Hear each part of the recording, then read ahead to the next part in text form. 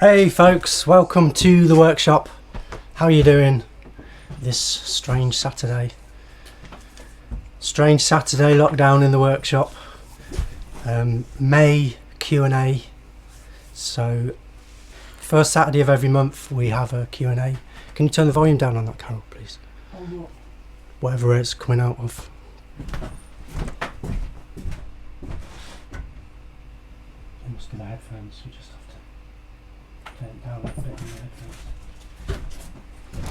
Sorry about that. Probably causing an echo. Hopefully everything's all right. Will you let us know, folks, in the chat if it's working and if the sound's okay? That's better. Parsnip Finger says it sounds like you're building a shed. Sounds like I'm building a shed. Yeah, I was tidying up.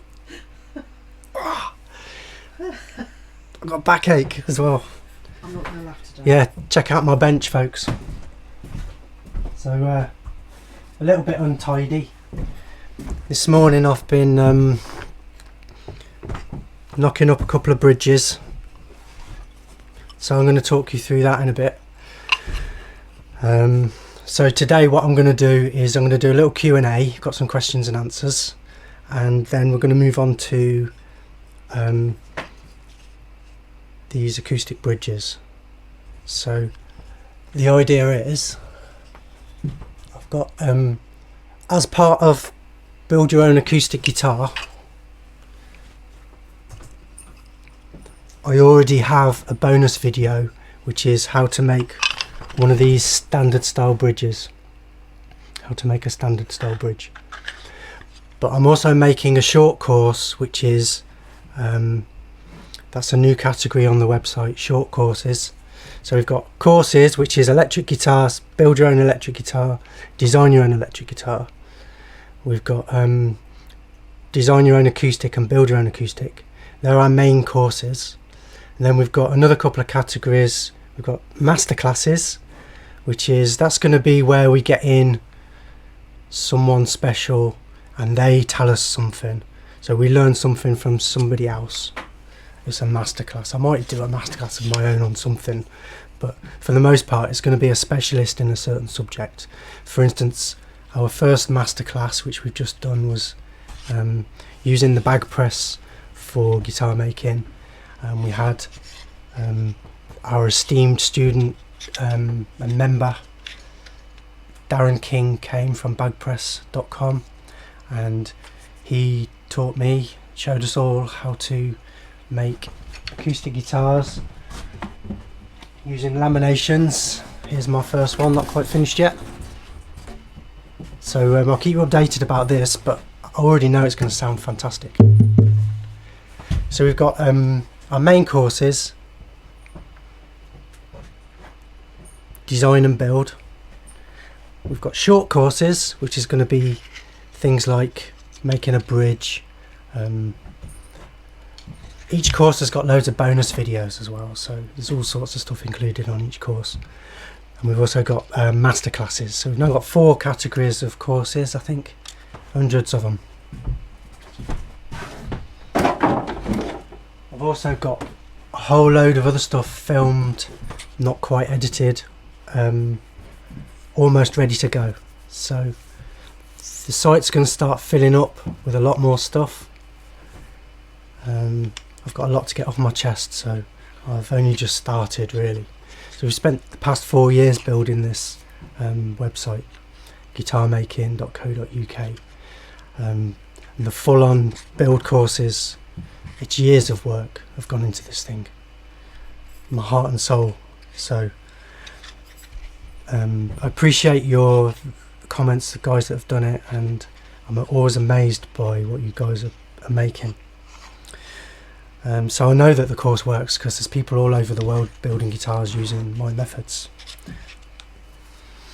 So one question was from Bill. Bill was asking about laminations. All good?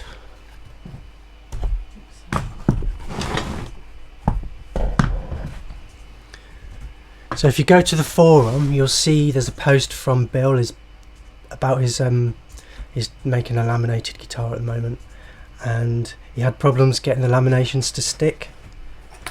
So my thoughts were probably just not enough glue. It was probably, you probably just needed to put a bit more glue on. Also, if the glue was a little bit wetter, that would give you a little bit more working time, you see. So maybe the glue was going dry by the time you've got all the clamps on, and then it's not going to stick very strong. So maybe that was the problem you had. So I'm just going to talk you through how we do a laminated neck. In fact, I've got a couple on the go. So this one is a 5-piece. Well, it's probably 1, 2, 3-piece really, but there's 2 black pinstripes. I'm not sure if you can see the pinstripes. 2 pinstripes. Makes a really beautiful looking neck. Why would you want to laminate the neck? Because it makes your piece of wood stiffer and stronger and more stable. All the S's, which is what you want for sustain, according to the law of guitar making. Of course, you can break all the rules and still make a fantastic guitar. That's one of the great things about guitar making. Another advantage of a laminated neck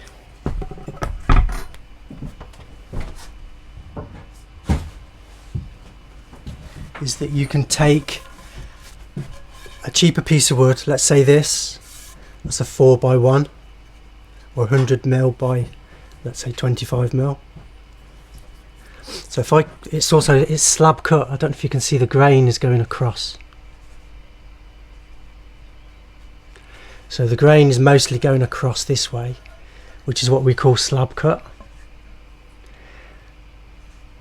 Well, if we can cut this down the middle, then we can turn both pieces this way, glue them together side by side, and then effectively you've got quarter sawn grain.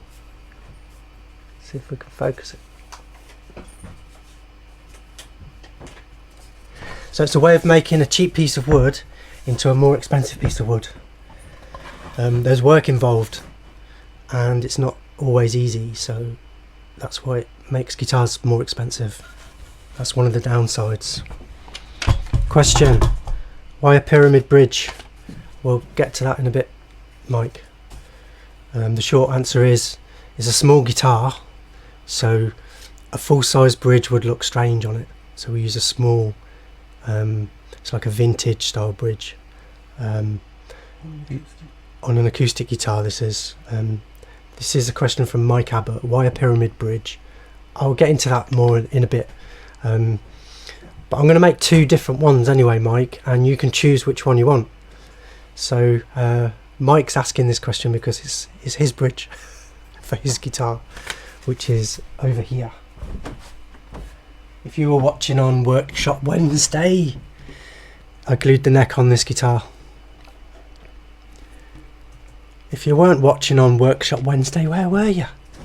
1 o'clock every Wednesday, right here. So I'm making the bridge for this guitar today.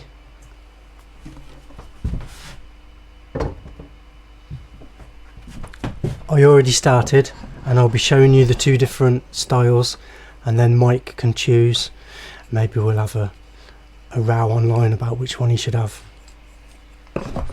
Okay, here's another laminated guitar that I'm making. Actually, this one's a bass. It's got an oval pickup. There's going to be a pickup in there, electric bass with a pickup. It's going to look like an acoustic bass when the guy's on stage, but it's going to have all the advantages of it being electric, because acoustic basses sounds like a good idea, but it can be more problematic than it's worth, really. An acoustic bass, they're really quiet. You can't really hear them unless you amplify them, in which case you might as well have an electric bass. So anyway, here's one that we're making. Look at that fantastic piece of wood on the front. It's probably not showing up. It is. Look at that. So this is a pair of guitars that I'm making for the same fella. Brother and sister, we'll call them, shall we? a guitar and a bass, laminated necks. So I'm just going to quickly show you how I go about laminating a neck. Now there is a I have got a video where I'm building a laminated neck guitar, so I will dig that out. I'll have to wait until the live stream's finished though, and then I'll put a link in the description. So this is all to answer Bill Flood's question about laminated necks. I'm going to show you how we do it.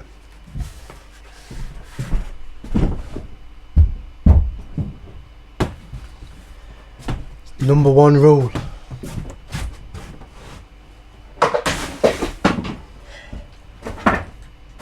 Be prepared.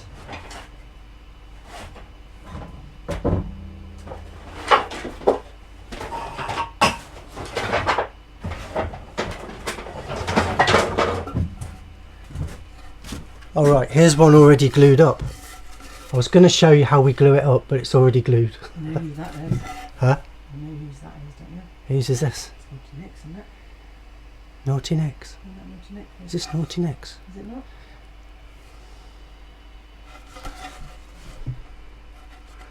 Well, if it is, he hasn't written his name on it. Do you know what it is, isn't it? This is Naughty Nicks. He hasn't written his name on it. Naughty. Nick. Nick's in trouble. So this is a 5-piece. I'm going to grab some laminations and just see if I can quickly show you how I do it. Yeah, the number one rule is preparation. Number two rule is don't panic. So give me 1 second. We could play a little video, couldn't we? No? No, Kel says no. Well,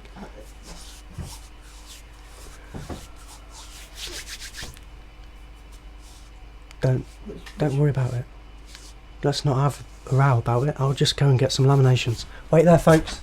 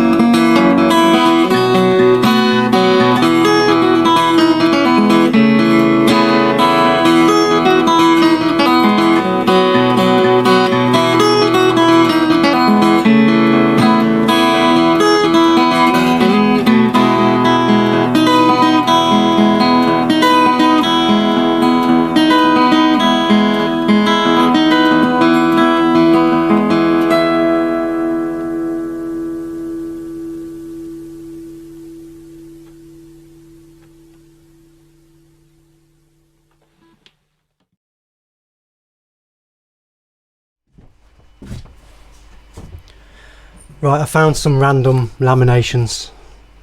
Carol's going to switch to the overhead camera in a minute and show us. Got some scrap bits of wood. These go either side.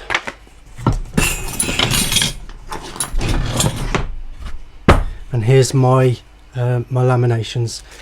They're not prepared because I was going to show you with the other piece, which was already glued. I thought, oh, I've got that bit of lamination, I can do that. And then I picked it up this morning, it was already glued up. And Naughty Nick's not written his name on it. So this is reclaimed mahogany from a church in Glasgow. So there's screw holes and all sorts in it. But I've carefully selected bits that I know are going to be removed when we shape the neck. Put all the screw holes at the back. So here's 3 pieces of lovely reclaimed mahogany that we could use to laminate the neck. So the first thing I would do obviously is clean up the sides. You can plane or sand up the sides.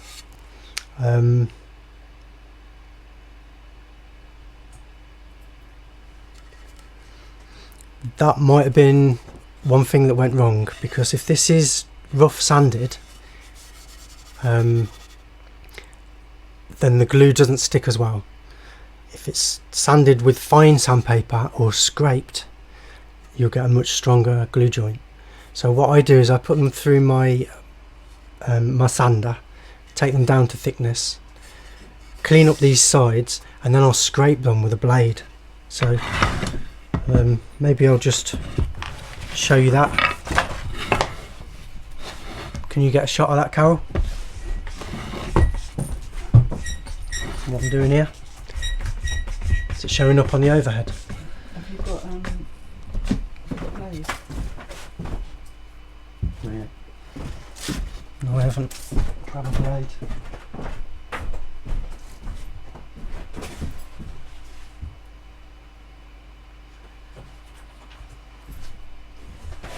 See if I can find a brand new one. Right. So I can answer another question. Harry H asked a question on my guitar making channel about do you need a plane? And obviously a plane is very handy for lots of things, but you can build a guitar without a plane. You don't actually need a plane to build a guitar. If you follow my methods, go to the website and follow the courses through, you'll see how for the basic guitar I only actually use a plane once, and I show you how to do it without a plane using sanding and scraping method. So here's how we scrape. This is a brand new blade out of the box. I do demonstrate this on other videos as well, but I'll do it now as well. Just scrape it along the surface. Look how effective that is.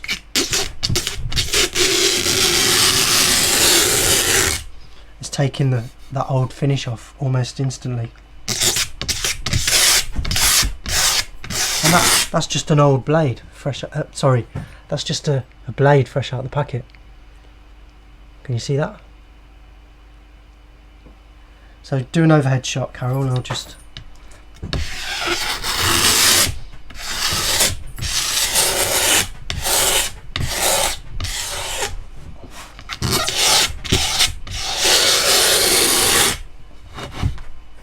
Want to zoom in close on it?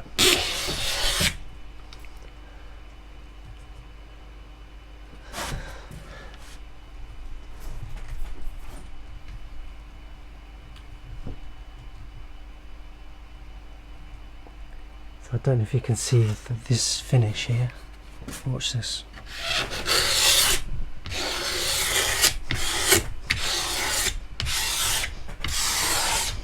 Gone. So I can scrape a nice clean surface on there. No plane necessary. What you'll find is if your blade's not working, just turn it round. Try it the other way. It only works one way. You hold your blade vertical, you put your thumbs in the middle, thumb in the middle, and fingers on the side like that. See if I can show you. Cheers.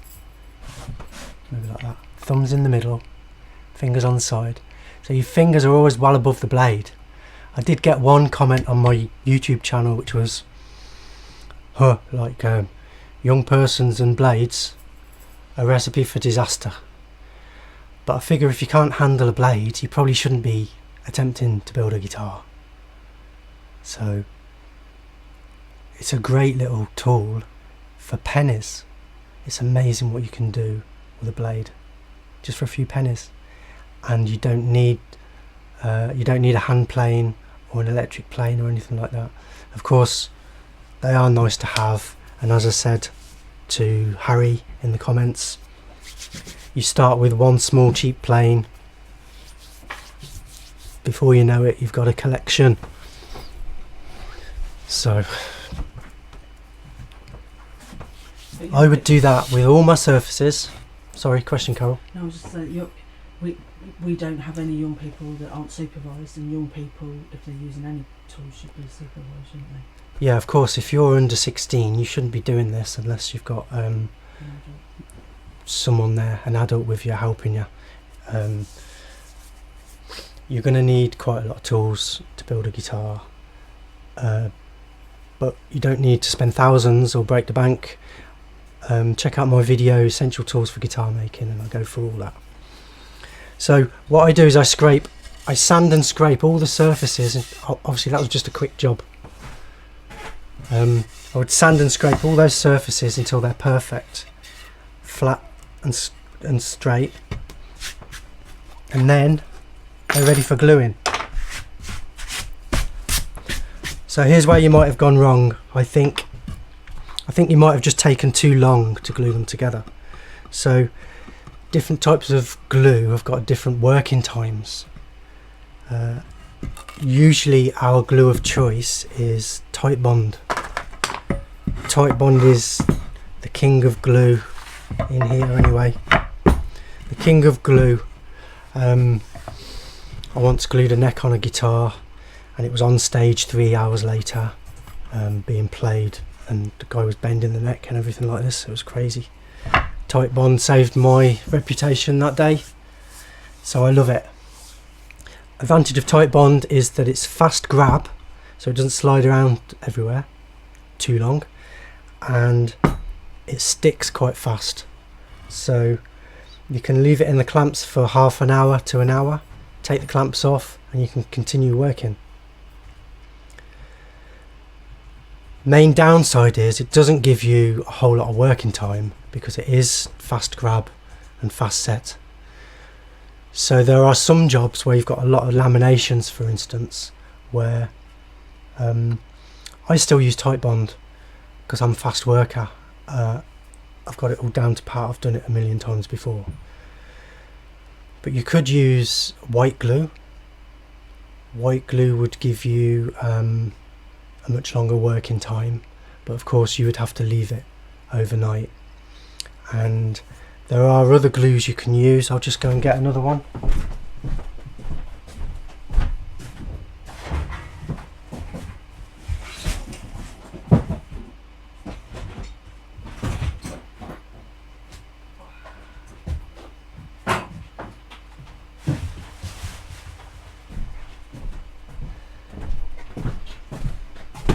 So this is the glue that we use for making the laminated guitars.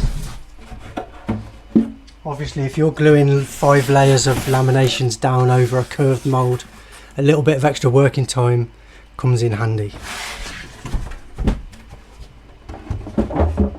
So for that kind of job then we use this. This is a 2-part, and Darren was actually kind enough to send some to Bill. So Bill, this gives you as much working time as you need and sets rock hard, but overnight. So you'll have to leave it overnight. That's the only downside of it, but it does give you a lot more working time. So there are options. I'm just going to show you how we actually go about doing it so that you can do it quickly, even if you're stuck with using Type Bond. So imagine that we've got a 5-piece neck. These are all the wrong size and they're not. Can we have that overhead shot, Carol? All these laminations are all the wrong size, but it doesn't matter. It's just for demo purposes. So what I do is I line my pieces up how I'm having them. In this case, 3 pieces with 2 pinstripes, and they would be glued together like that, and I'd have a strip of scrap wood either side like this, and then of course dry clamp. So for a job like this I'd be using metal clamps. I'd probably use about 8 metal clamps, 6 to 8 metal clamps. I'm just going to put one on just for... So the trick is to have them all pressing down on the bench, and then you know that at least one side's going to be flat. So we're aiming to get one side perfectly flat, as close as possible. We always put this through a planer after it's glued, so this is what it looks like after it's glued. You can see the steps and it's not exactly perfect, but we tried to get this side as flat as possible to the bench, and then we didn't worry about this side. So we're going to run this over the planer and then put it through the sander to take this down to size, and then we'll end up with a perfectly flat neck block. Right, so we dry clamp first, then I would take the clamps off once I'm happy. Dry clamping means that you'll have your clamps all ready to go. Like I say, I would use 6 to 8 clamps for this, and I would take them all off at this point and make a pile of clamps, and then I'm ready for gluing. So we always dry clamp first with no glue as a practice run, because A, it gets our clamps all together in one place, so we haven't got to run around the workshop while the glue's drying, and B, what's the other one? What's the other reason? Oh yeah, it means you can check it. So have your clamps ready before you put the glue on, and then Carol's going to move the camera again.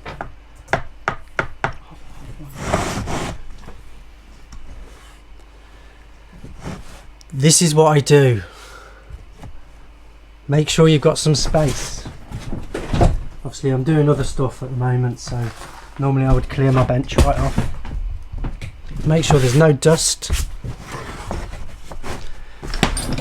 And then what I do is I lay them out like this. So I lay them down as they're going to be glued, and I leave the middle one standing. Okay. So now what I can do is put glue on this piece and this piece, and then I stick it to that one, and then it will stick. It won't fold down like that because the glue will make it stick. So then I put the glue on this one and this one. When I'm putting glue on, by the way, I use a glue spreader, which is an old credit card with some notches cut in. It helps to spread the glue fast, so you're not spending ages spreading the glue either. Put plenty on. It's better to put too much than too little.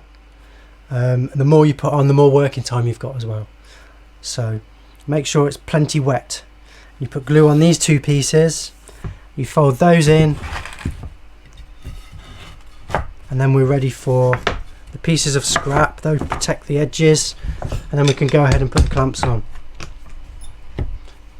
Get them all on, and continually check that it looks flat at the back. You don't want to end up gluing them together all wonky, because you might end up with a neck blank that's not thick enough by the time you straightened it out. Okay, so we leave that for as long as it takes for the glue to dry, and then we can carry on building the guitar. That's our neck blank. So there's one, and there's one glued up.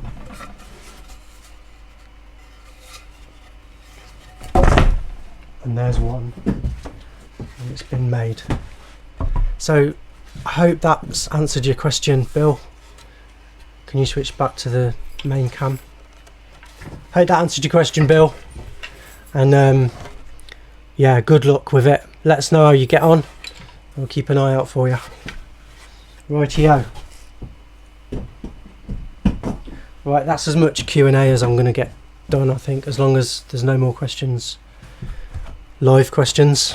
Oh, well, I can say hello to, you've got Brazil watching. Wow. Hi, Brazil. And just to talk us back, as well as Posset Videos, Eric Abbott. Alright, cheers folks, thanks for stopping by. Yeah, finish up though. Yeah, so now we're going to move on to the demo part of the broadcast.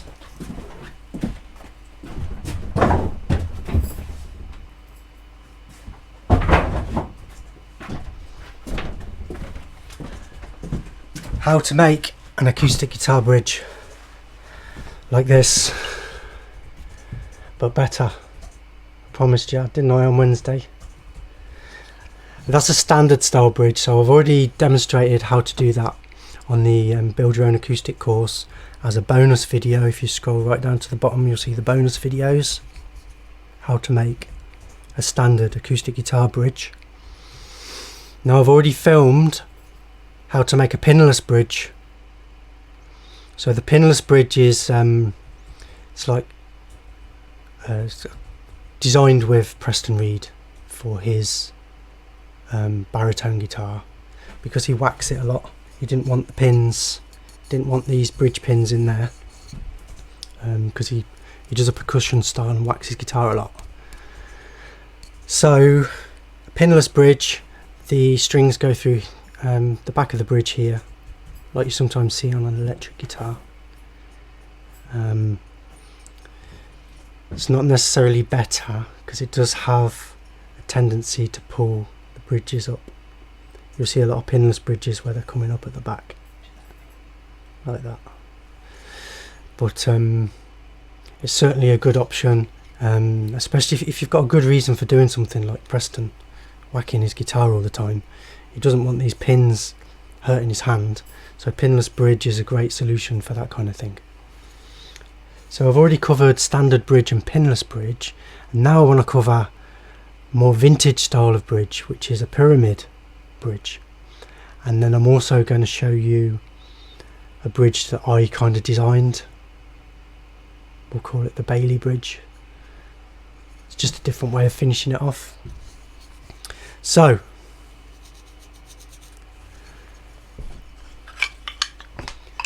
there's going to be a little bit of Blue Peter style to this, because I'm not going to make the whole bridge on the live stream from start to finish. But like I say, I have already videoed this, so I'm going to show you a few clips from the video that I've already made. Alright, I'm going to show you how we got to this stage. So here is how my bridge blanks come in. Rough and ready and really thick. So the first difficult job is actually making a bridge blank from these, from stock. So a bridge blank is usually about 3/8 of an inch thick. It's about 9.5 mil. 6 inches long, a little bit longer than 6 inches, and 1 3/4 wide or something. These are quite wide, these ones. In fact, might even get 2. No. So a standard bridge is a bit wider, look. Standard bridge has got this curve, and so have the pinless ones. The pyramid bridge is narrower, so it's only 1 inch. I was just thinking I might possibly get 2 out of this one. I suppose I could at a pinch, but usually the offcut isn't big enough to make a bridge out of anyway. So we start with a bridge blank, bridge stock. Start with bridge stock, and I make a bridge blank. So there's actually quite a lot of work in that.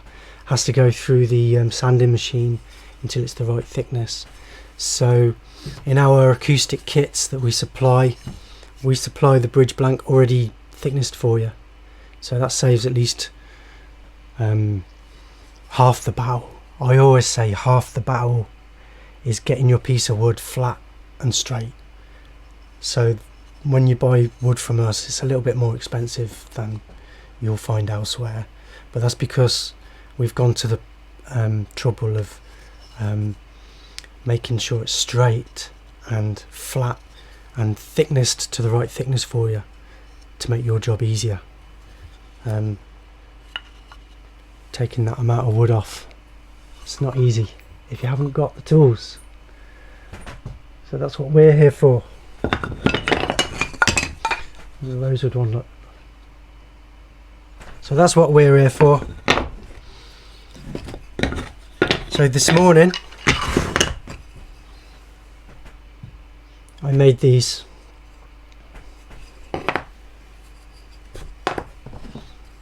There's two. I think I might have made a spare somewhere as well in case it all goes wrong. So I'm going to show you quickly now. I've got on film. I'm going to play a couple of films to show you how we got to this point. Alright? Bear with me a sec.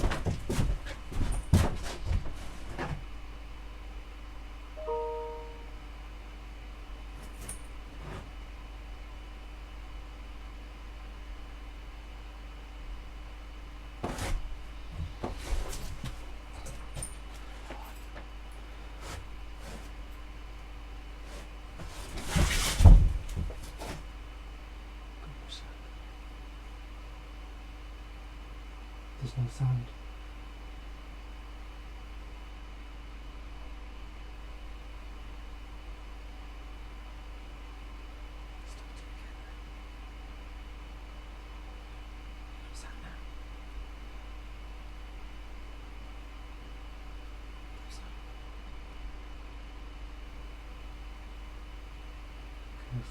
Is it the sound working?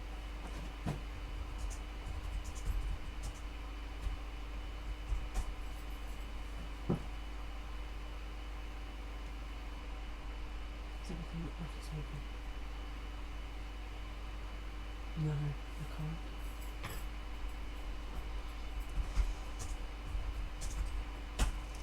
Stop it. Do you know what? No sound, guys. Can you hear us talking now? So can only hear us whispering. Whispering's better than... Right, so the mic's working. Why isn't the sound? Don't know.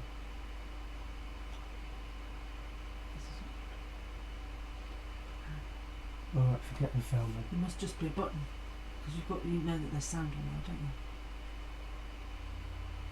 Yeah, the sound appears to be playing from... It looks like the sound's on here.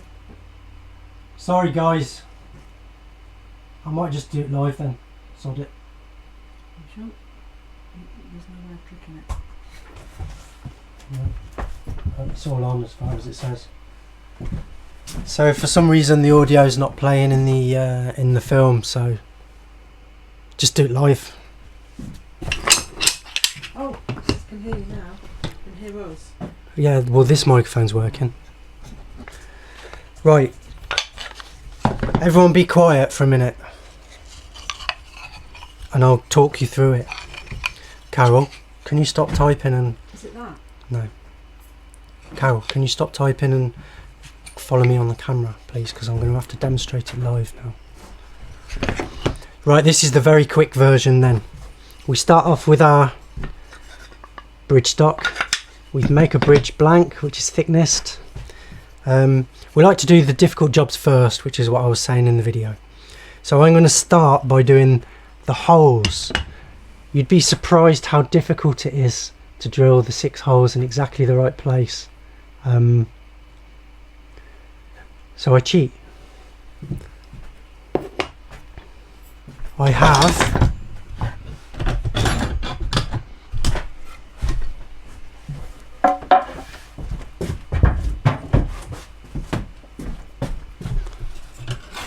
got a magic ruler.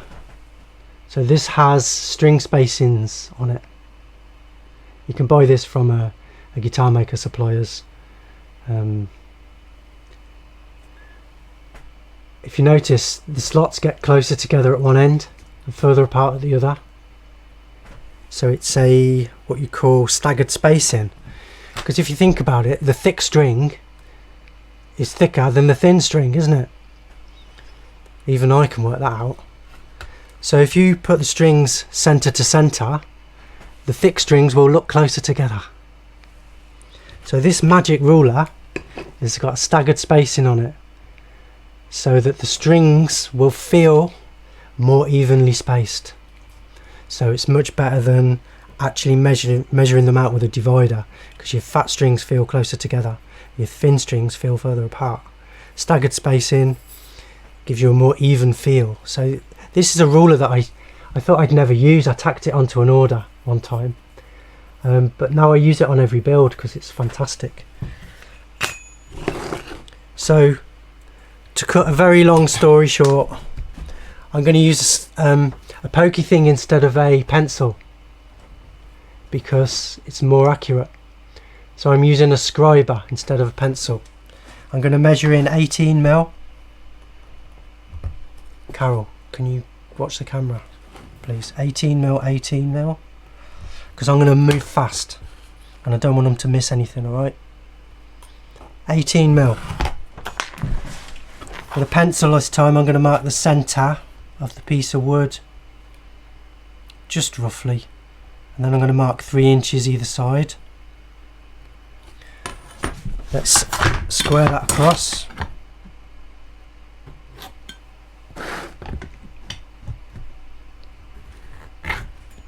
And the centre line.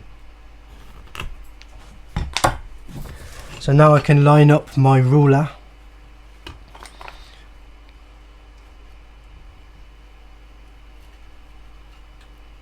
and mark. So I can use any string spacing I want here, but this one's planned for the standard spacing is 54mm. 1, 2, 3, 4, 5, 6. That's how I mark them. Now when I drill them, I would always drill a pilot hole first. So I drilled a 1mm pilot hole. Shall I just do it? Can you get me on the drill over there, Carol? Okay, I'll try.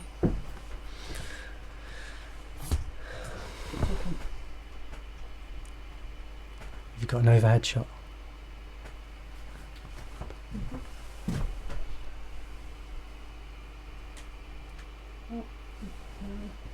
No, it's rubbish. Forget that. Forget it, Carol. I won't actually drill the holes.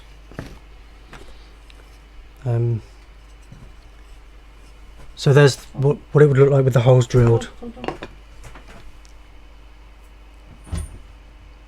So they're 5mm.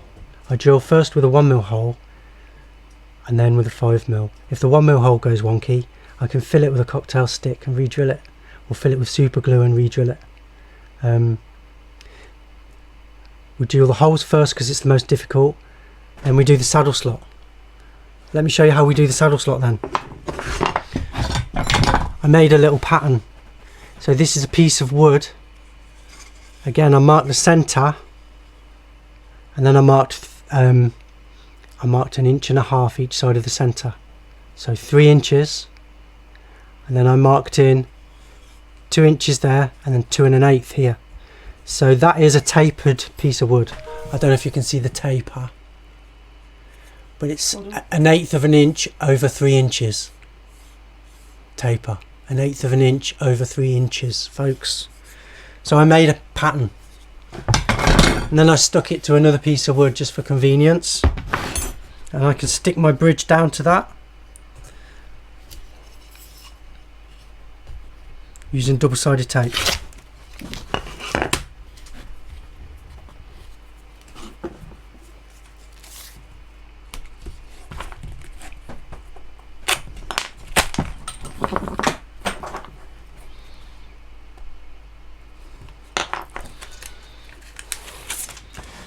So I've got my centre marked on the pattern and on the bridge so that we can stick that down. And I've also got 2 lines marked here and here, because I've done this before. I know exactly where everything goes. A couple of clamps.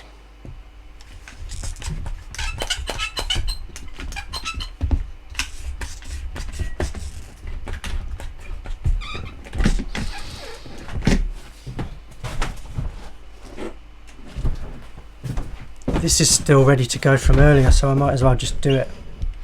I'm going to set the depth to 6 millimeters, 5.5 or 6 mil. Of course, you would always wear safety equipment when you're doing this. Wear your mask and goggles, etc., like I'm doing.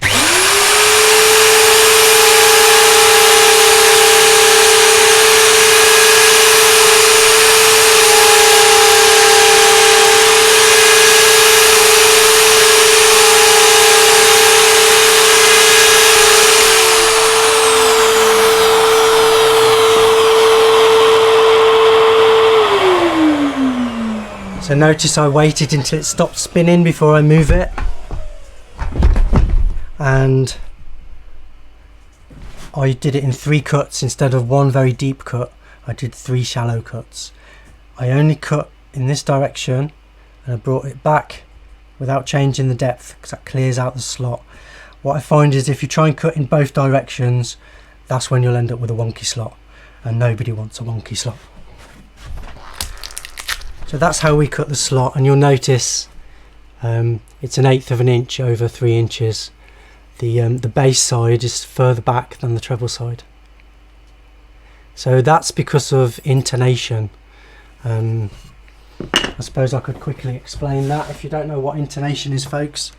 When you play a note on a guitar, you're bending the string. You have to bend the string to press it down. And we all know that when you bend a string, like when you're playing the blues, the pitch goes up. So to compensate for that raise in pitch when you fret any note, the bridge is set back slightly. And there's a greater effect the thicker the string. So bridges are always set back on the bass side. You can see there's an angle. Hopefully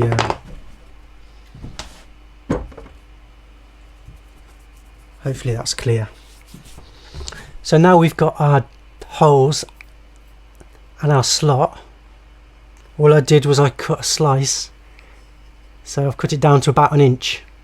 Okay, so until this point it could have been just a standard bridge.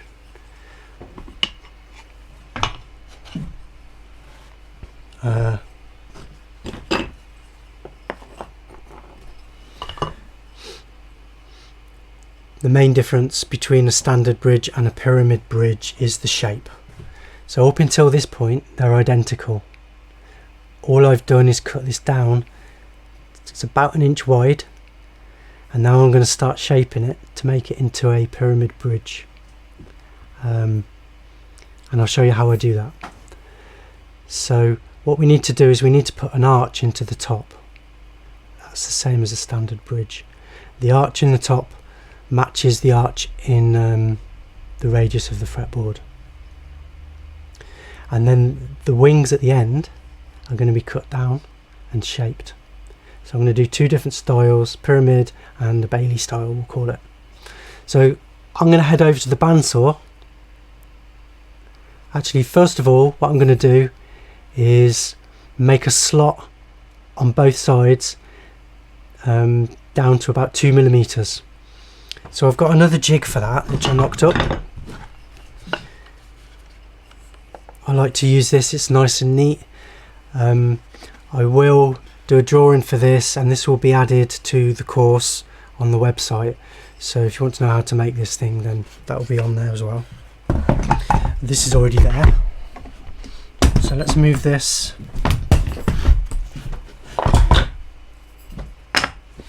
And work out how we're going to shape this bridge.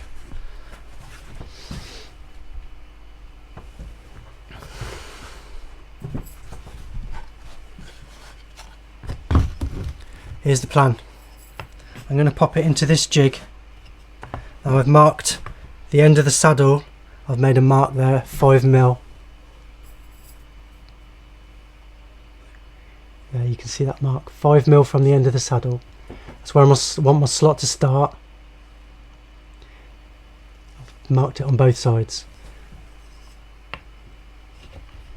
So what I can do is line that mark up with the edge of my slot here. I've lined it up with the edge of the slot. I'm going to run my cutter through there, you see, and make a slot.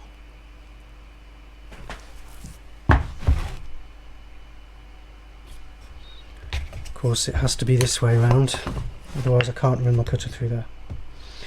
I'm also going to have to cut it to length because it's a little bit long for the jig.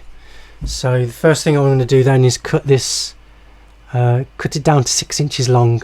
I've already marked it, 6 inches on the bandsaw.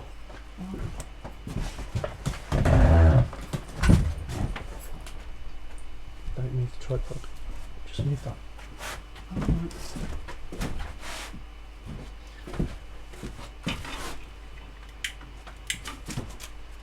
Got it? Mm. Can you see my finger? Don't put it so near the bloody blade. No.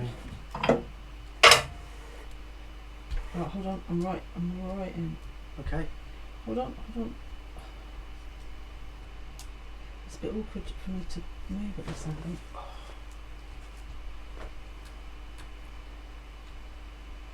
Right, that would do. Fuck's sake.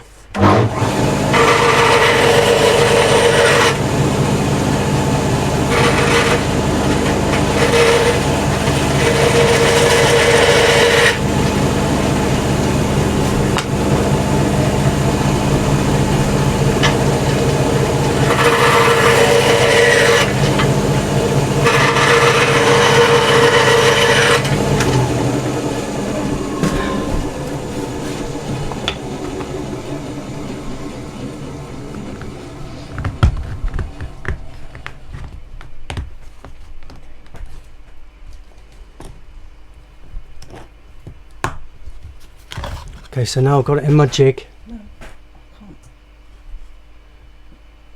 Lined up, 5mm from the edge. I'm going to run the cutter across there. So the router will guide along this edge. That's why I just had to cut the bridge down to size to fit it in.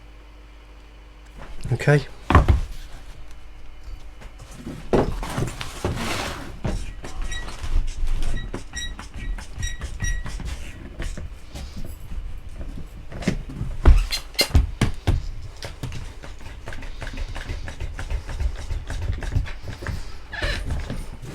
I'm going to change the cutter.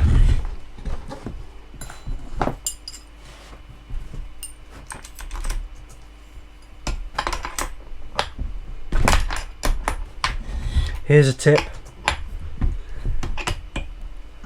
Only ever use the tools that are provided with the router. When you buy a router, it will come with a spanner. Only ever use the spanner that's provided with your router. They're very short, so you can't apply too much pressure and you can't break anything. If you end up using a normal spanner like me, you'll probably end up putting too much pressure on and breaking something, like I do. So I'm going to use this round bottom cutter. It's a fancy cutter. You could skip this bit, but I like it because it looks nice.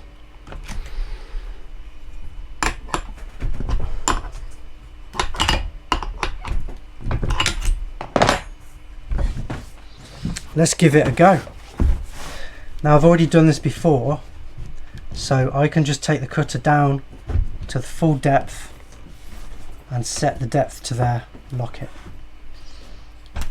And now I can set the stop using the slot that already exists to get it in exactly the same place.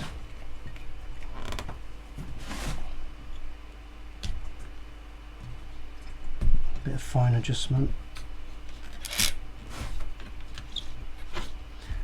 That don't look a million miles away. Again, it's probably too much to do in one.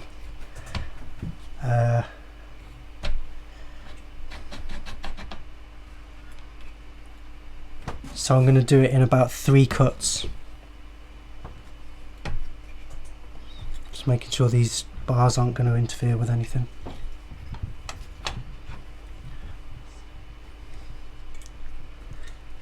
We might have to make this an adult channel so we can allow swearing. I don't know how long I can hold it in for.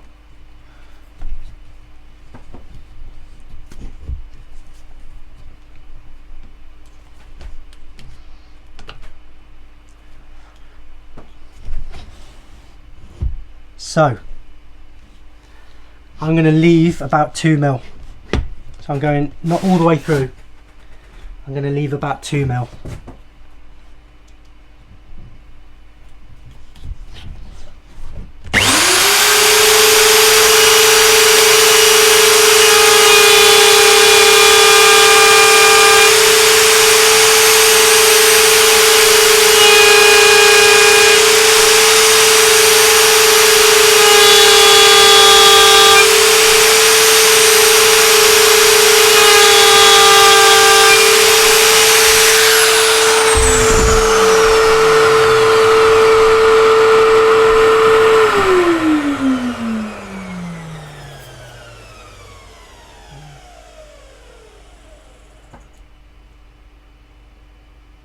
Why won't it focus?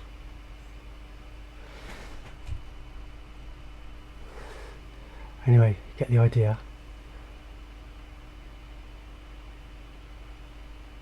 Same on the other side. Of course, the beauty of having a jig is that once you've got it set up, you can do loads really quickly.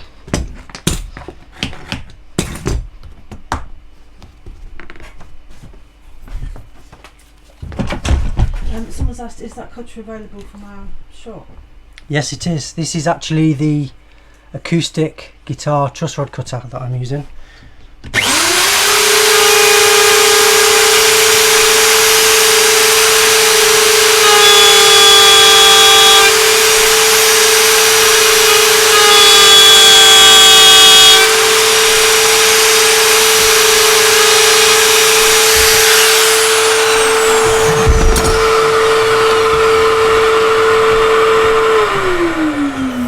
There's one done. I'm doing the other one as well while I'm at it.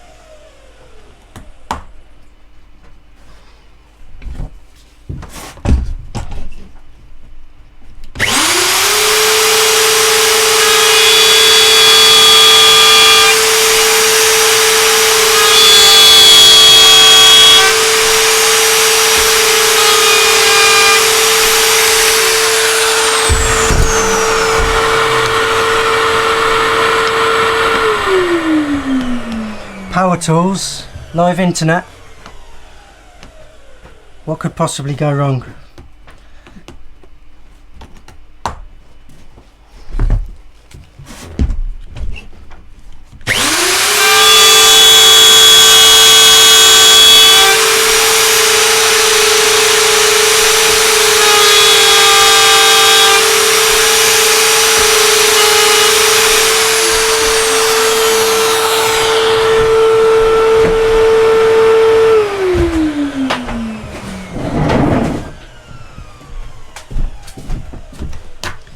I'm going to the bandsaw next.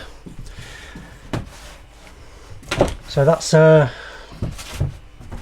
round bottom slot. Can you see that? What I'm going to do next is just chop half of this off. I'm just going to do it by eye. Roughly cutting about half of it off.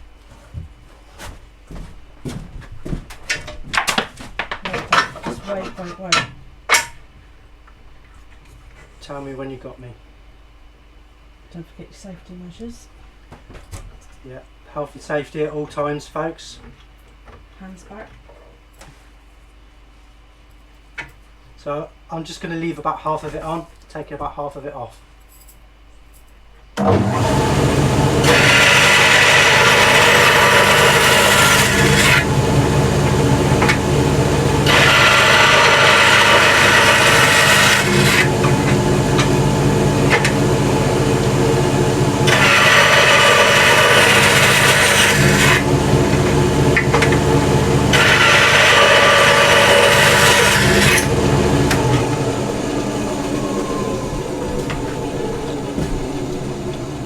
Beautiful, look at that. Almost there, so that's rough shaped. Now I've got two different ways of finishing this off, which I'll show you. So the traditional way first. Carol, I can't, let's chop my head off. You're going to need to get in close on the bench. I can't put your head in and the close up of the bench. Oops.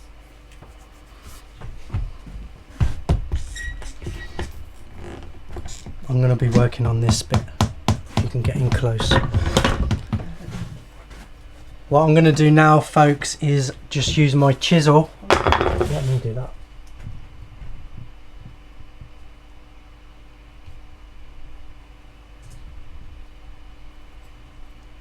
Beautiful.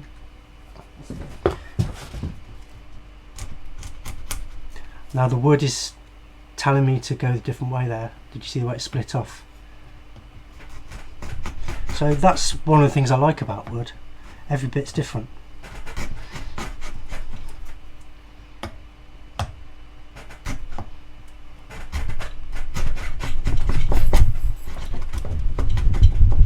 So I'm going to spend a bit of time taking a facet and basically carving 4 facets.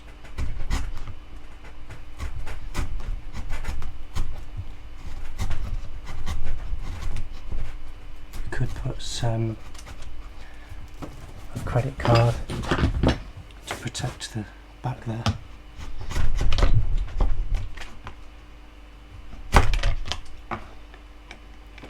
Right, so I've got to go a different direction on this piece because it's splitting. It's just the way the grain's going.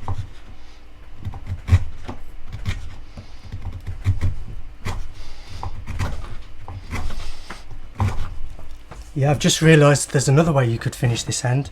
You could just round this off. Make a nice round shape, that would do. That would look nice.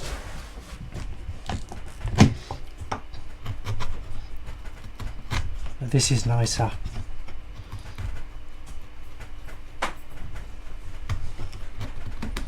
Mark Dusty Corpse is saying that he's got an acoustic bass and the bridge is lifting, and he was asking if we ran a course in how to talking him through fixing it. We don't really run a repair course because sorry, I'm not sure if you guys could hear that question. I'll just say Dusty Corpse was asking if he could bring his guitar to repair his bridge, which is lifting on his acoustic guitar. Acoustic bass, yeah.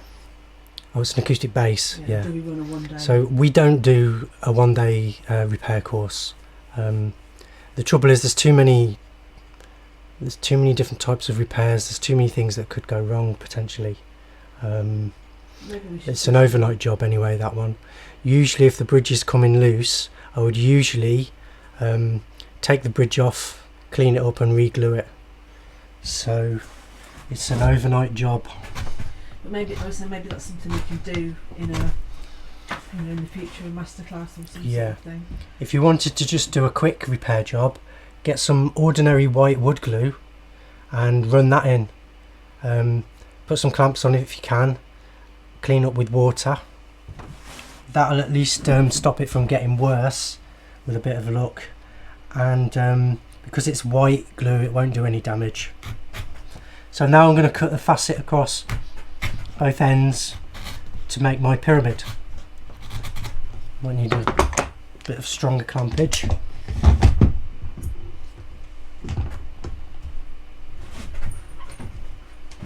So I've made 2 facets and now I'm making another 2 to make my pyramid. So I would carve roughly with a chisel.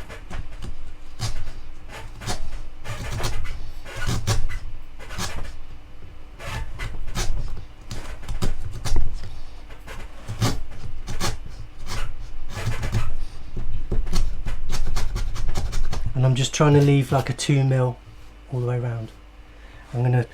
What I do is I carve each facet roughly and then I'll go over each one, refining it until I come to a point in the middle.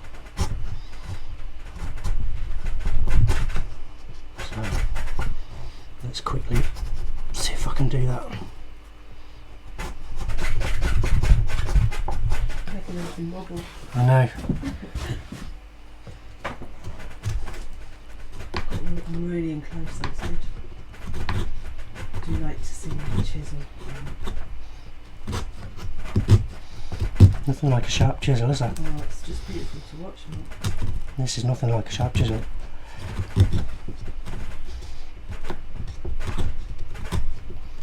I'm having to go at a funny angle because if I go this way, I know that the wood will chip, you see, like it did on the first cut. It's always best to take small cuts, and then if you do take a lump off, it won't be too big. So refining the facets first with a chisel, and then I'll go over with a sanding block.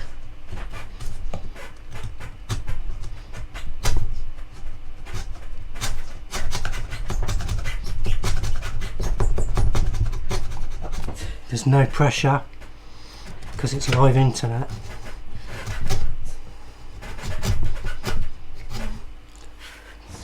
Does it look anything like a pyramid yet? Just a bit, yeah.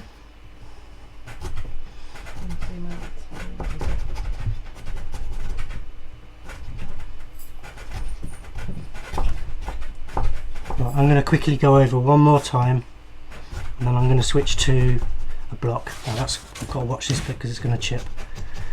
It's the bit where I have to change direction. Okay. Probably not going to get much better than that with a chisel. That'll do.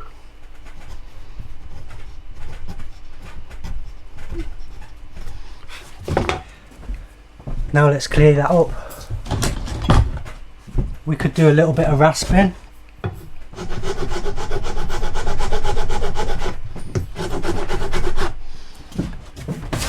A little bit with a rasp.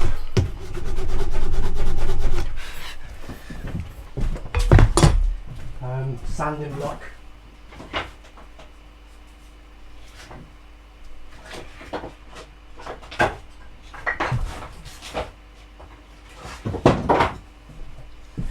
The random sanding blocks.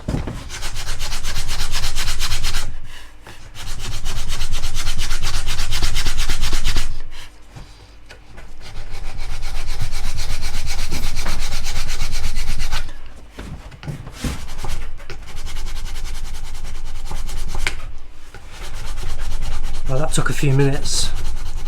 We'll repeat the other side, but can you zoom in on that? Yeah.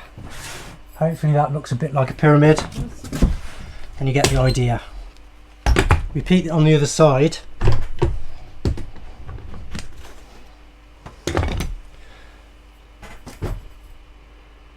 Where is it?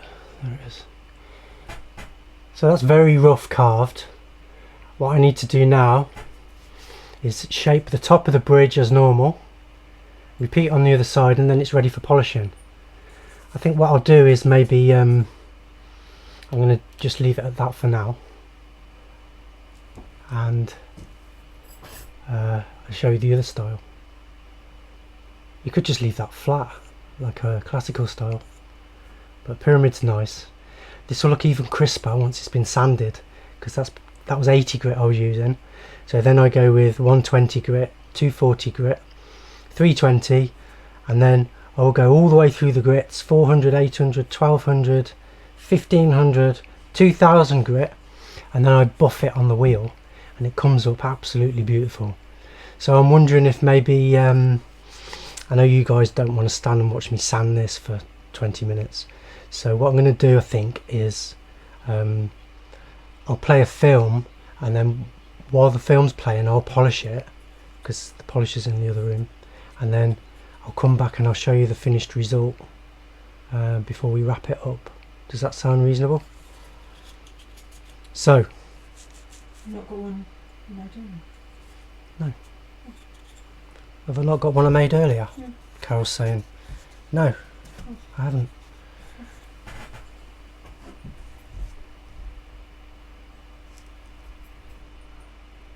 So that's just a very quick job, but hopefully you get the idea. I'm going to show you the other style now. I'm going to do this one. So Carol, you're going to have to get me on going over there where the light is over here. So my beautiful assistant's going to move the camera again.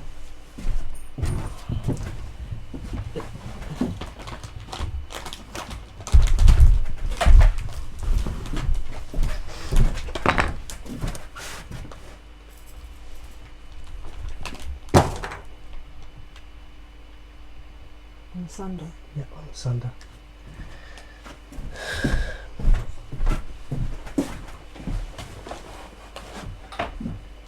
Oops. Can you see that?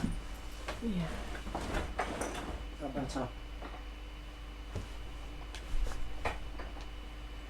So this is my drum sander, folks. Spins round, goes up and down. Like that. So what I'm going to do is just push that into there and make a nice curve on this end. So I've got a baseboard there which I'm going to clamp in place. So it just leaves 2mm at the back there.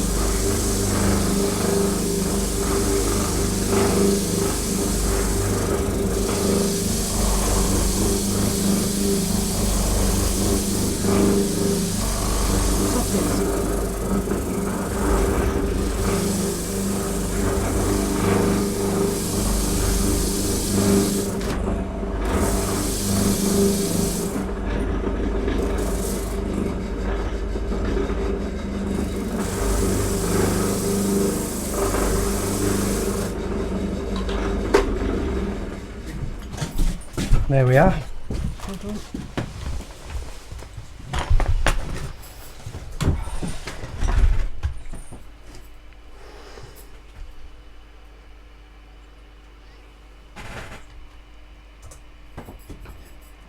Can you see that shape? It's nice, isn't it?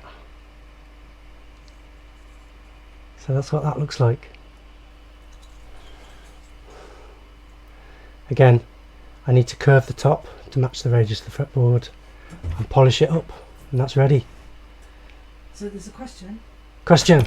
How do you get the rad on the bottom of it if your top isn't flat? Yes, that's a good question. Very good question. There is no radius on the bottom. Just in case they don't know. Question is, how do you get the rad on the bottom of the bridge If the top isn't flat. if the top isn't flat? Usually this style of guitar is called a flat top guitar. It's a bit of a misnomer because the top isn't actually flat. There's a very slight curve on it. So the question is, what do you do if your top's curved and your bridge isn't? So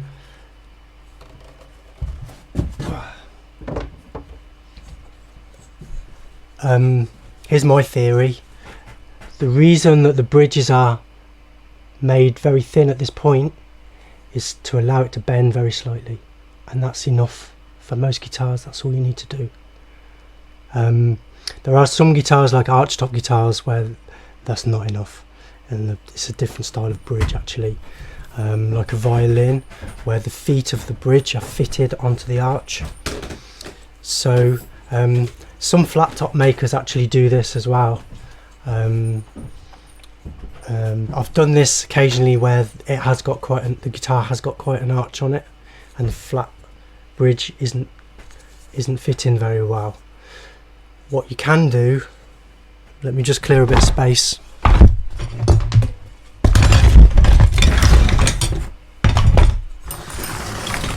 And I'll show you. Who was that asking that? Parsnip fingers. Parsnip fingers. I'll show you. Oh, that'll kick him off. That's what started it all off last time. So, can we have overhead shot, Carol?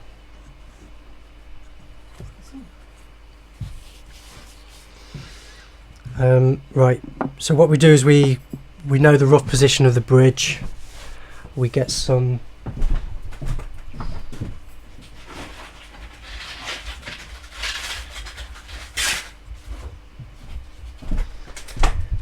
first of all I would detack some masking tape and mask up the area around the bridge. I'm not going to do the whole thing, but that's what I would do. And then I would very carefully tape some rough sandpaper down. Obviously the masking tape will protect it.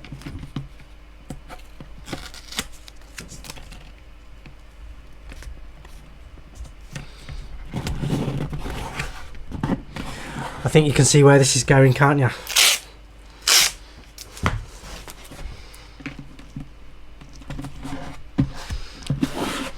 I do also have self-adhesive sandpaper. You could just stick that straight on. But you can get your bridge then and just rub it.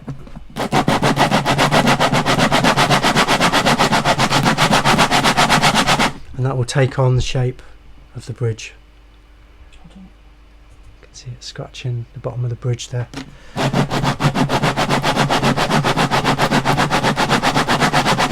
I don't know if I've mentioned this yet, but guitar making is mostly rubbing one thing on top of another thing. So if you get good at making guitars, you get good at rubbing things on top of other things, and that's really what it's all about. So that's how we fit bridges onto curved guitars. Let's get that off before I scratch Mike's guitar. So there you go, Mike. Which one do you want then? Should we have a poll? Where did the pyramid one go? Let's have a poll.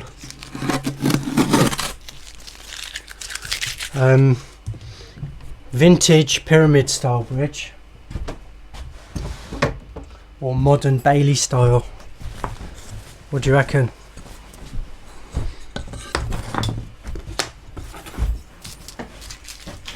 Let's have a vote. Right. What do you think, Mike?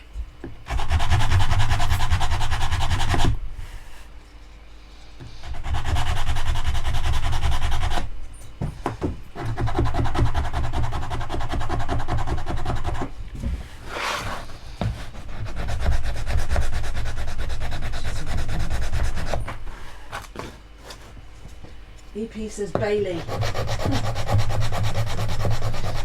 One vote for Bailey.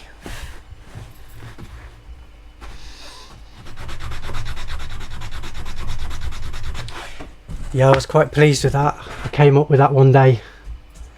I just thought, what would happen if I did that on there? And it came out really nice. I thought, once it's got the curve on the top, it looks even better. So yeah, I think we'll pretty much wrap up the live stream there. We've done an hour or something, haven't we? An hour and a half. We've done an hour and a half. I think that's enough. Obviously I'm going to continue working on these bridges now. But we're back tomorrow. Back tomorrow at 1 o'clock. where I'll be well, I'm going to glue this bridge on later, whichever one Mike chooses. You're going to string that? Nah, too many Too many. I was going to stream me gluing the bridge on, but I don't, if something goes wrong, Yeah. it wouldn't be much fun for anybody. So this is risky enough for me today. I've taken enough risks for one day, I think. So what I'm going to do is I'll finish both these bridges off, the pyramid one and the modern Bailey one.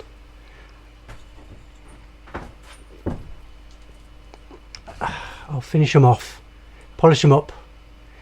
Mike's going to let me know which one he wants, and then tomorrow at 1 o'clock I'll be stringing this guitar up. I'm going to have the bridge glued on by the end of the day, and then tomorrow we'll be setting up Mike's guitar for the first time. What will that involve, Mark? So I'm going to have to do a fret job,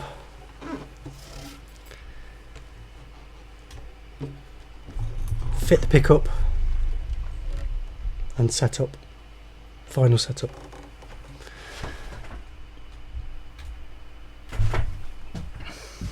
So that's going to be a long day for me. We'll start at 1. I'll have to do some prep beforehand. So Roger Appleby says pyramid. well, that's 1 for the pyramid, 1 for Bailey. Got a question? Pyramid bridge or Bailey style bridge, folks? Got a question, Mark? Go on. Dusty Corpse says, what's the best way to get existing glue off a body in a bridge?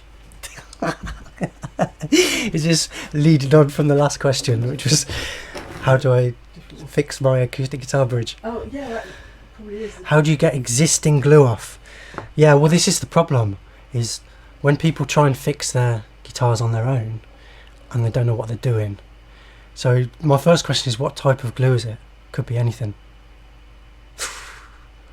If it's not the proper glue, then you could have an absolute nightmare now. This is the problem. If you do have a problem with guitar bridges lifting or something like that, you should really take it to a qualified, well, there aren't no qualifications, but a guitar maker, reputable guitar maker or repairer. My best advice would be, if you can't afford that, is to use something non-destructive.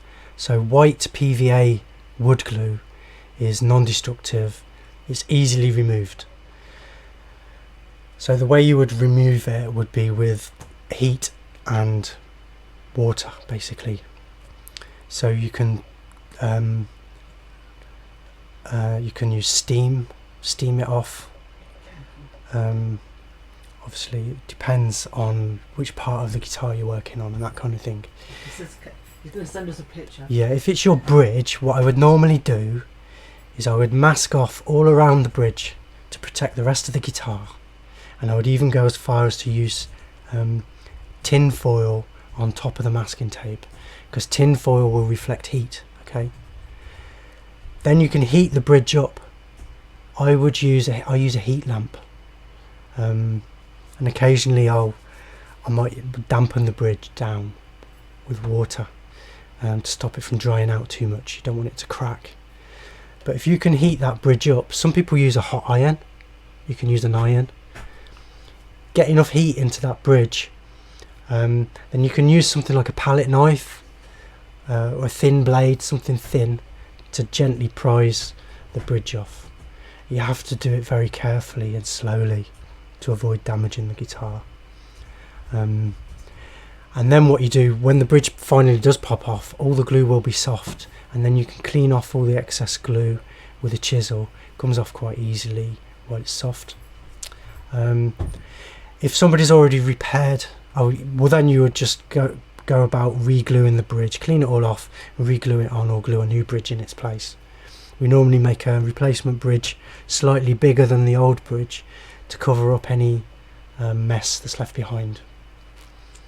It's normally possible to remove a bridge and glue it back on without leaving any damage, unless somebody has already tried to fix it with the wrong type of glue, in which case anything can happen.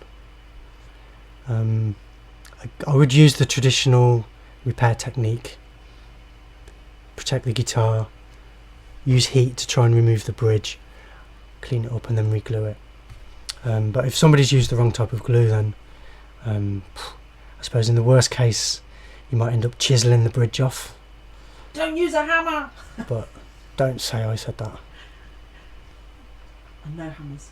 Aquila says Bailey. Oh, so it's 2. So we've got 2 votes for the Bailey bridge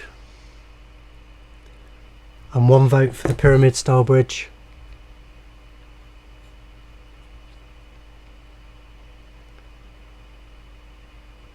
What do you reckon, folks? It's Mike's choice anyway.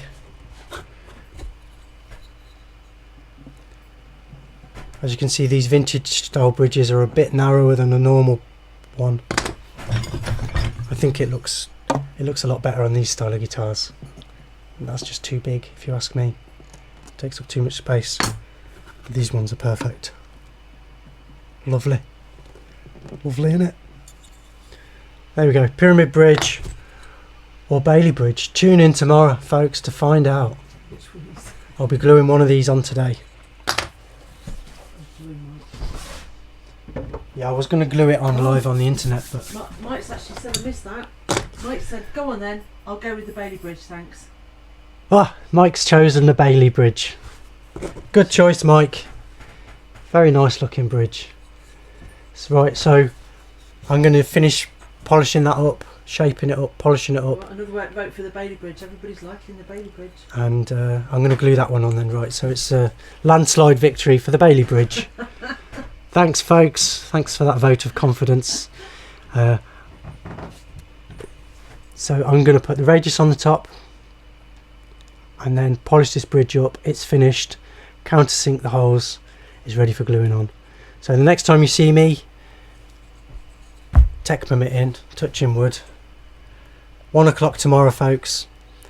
Bridge will be glued on and I will be doing the final setup and fret dress of Mike Abbott's guitar, the Bailey Sweepy. Zero coating. Beautiful. So thanks, Mike, and thanks everybody else for watching. Thanks for your fantastic questions. We'll do another Q&A first Saturday of every month, but due to popular demand, and both of our viewers have asked for us to do it on Wednesday as well. So less formal, isn't it?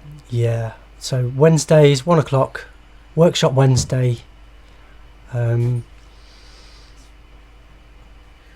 says, Mike Abbott says, can he have it in gold leaf? No.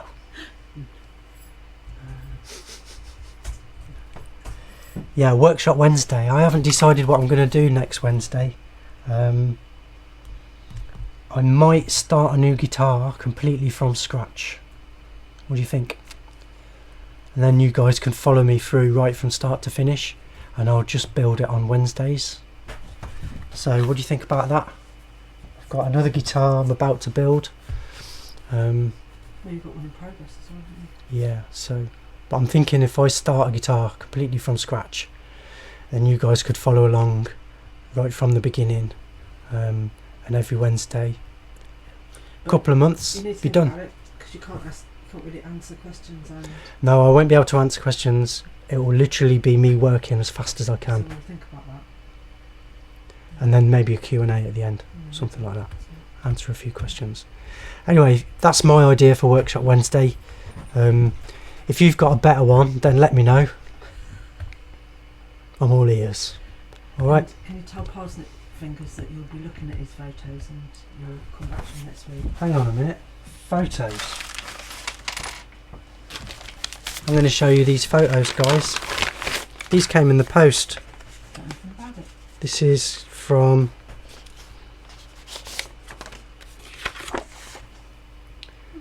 Steve McKeever. Is it McKeever?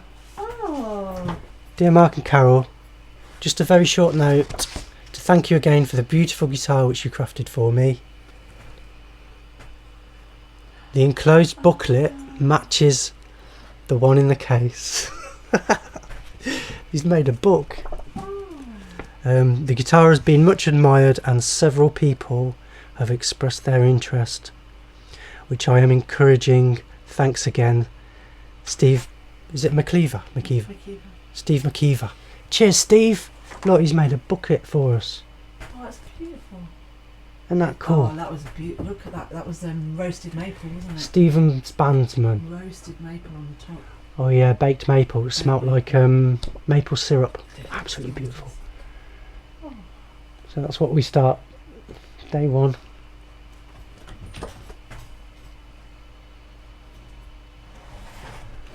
It's my favourite little plane. My second favourite.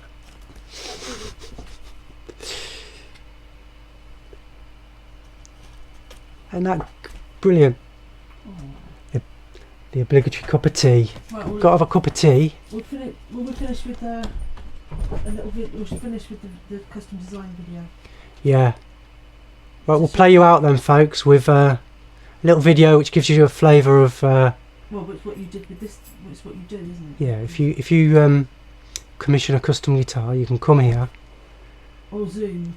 And we'll design the guitar on the bench, and then I'll build it for you. Or Zoom. If you can't come here, then we can do it on the phone even, or we can do it. We're in the future now, so we can do it with the internet and Zoom. So quite often I've designed a guitar with somebody over the internet. We start with a blank piece of paper and we draw it out on the bench. The guy's watching from Outer Mongolia or something, and he can tell me what he likes, what he doesn't like. I design the guitar, and then when we've decided on the budget and everything, what parts he's having, then we could go ahead and build it. So here's a little film. We're going to finish with this. It's not in the right hole.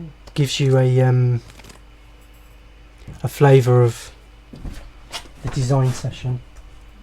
Is that one, isn't it? Yeah, so that's this two. This two. You're going to put it on my face so I can say goodbye. Yeah, it's on your face. My beautiful face. Yeah, thanks for watching, folks. I really appreciate you tuning in these weird times. It's been very strange the past few weeks. The workshop's been very quiet. No visitors, no courses, no workshop courses. So we're working on our new business model, which is me standing in front of a camera making an idiot out of myself every week. So if you've got any ideas what you want me to do, I've got a workshop full of tools and loads of wood. I'm thinking maybe on Wednesday I'll start from scratch. Yeah, EP says new guitar from scratch. Sounds great. Yeah, sounding good to you folks? Right, well, we'll think about that. Like I say, if you've got any better ideas, leave them in the comments. I'll see you tomorrow at 1. Alright, Play cheers out. folks, thanks again.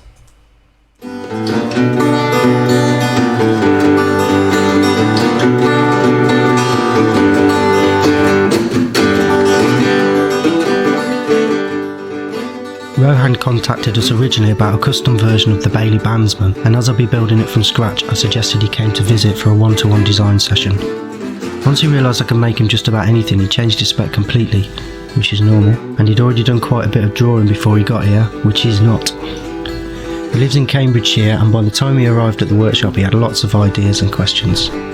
Together we discussed all those, and by the end of the session had completed a full-scale working drawing. This process enables us both to work out what is practical, possible and within budget. Much of guitar making is about making the right choices for the individual player. My job is to ensure the end result will be a guitar which is exactly as the person wants it to be. When the design session is over, there may well be some things to think about and more decisions to make, but working through the process of making a working drawing helps to make everything clearer to both of us, and I have a drawing with all the key info on it to refer to throughout the build. We don't usually film, but it seemed like a good way to show what the custom design session is about.